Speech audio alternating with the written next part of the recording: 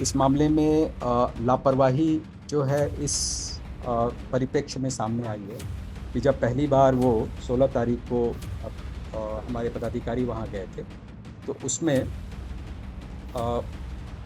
जो अभियुक्त था उसको उन्होंने ठीक से हैंडल नहीं किया, टाइमली उसको नियंत्रण में नहीं ला सके और उसका वीडियो वगैरह वायरल हुआ।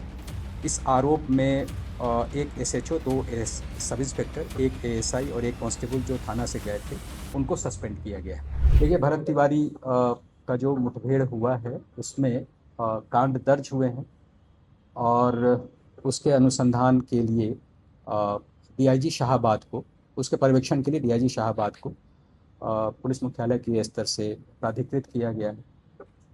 वो सभी एफएसएल और अन्य जो सुविधाएं हैं उसका इस्तेमाल करते हुए वैज्ञानिक अनुसंधान कराएंगे, इस बात के लिए उनको निर्देश दिया गया है।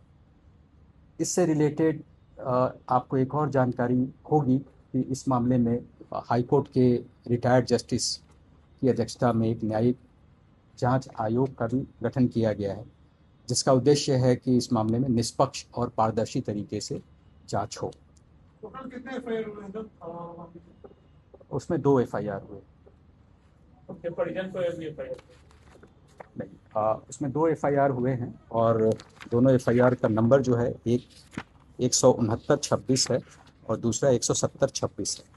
सर, कितने पुलिसकर्मियों पर इस मामले में कार्रवाई हुई है और आखिरकार गोली चलाने का दिशा निर्देश किसने दिया? देखिए, ये सब सारी बातें जो हैं वो एफआईआर में हैं, जो पब्लिक डॉक्यूमेंट है आप उसको देख सकते हैं।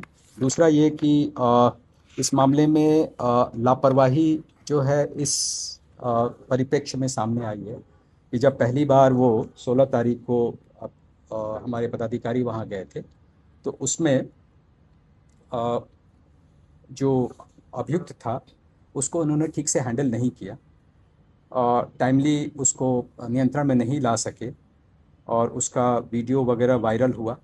इस आरोप में एक एसएचओ, 2 सब इंस्पेक्टर, एक एएसआई और एक कांस्टेबल जो थाना से गए थे, उनको सस्पेंड किया गया है। एक निजी चैनल ने स्ट्रिंग भी किया, उसमें साफ तौर से शाहपुर थाना के कुछ कर्मी बता रहे हैं कि प्रतिष्ठा का सवाल बन गया। ये मामला जो है चूँकि न्यायिक जांच में है, इसलिए पुलिस के स्तर से इसमें कोई भी बयान देना उचित नहीं होगा। ये सब जुडिस करना होगा, मैटर को प्रेजुडिस करना होगा रादर।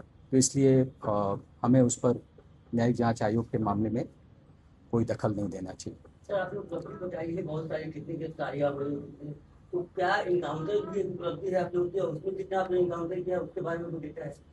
देखिए, इनकाउंटर कभी भी उपलब्धि नहीं मानी जा सकती, लेकिन एट द सेम टाइम यह भी कहना उचित होगा कि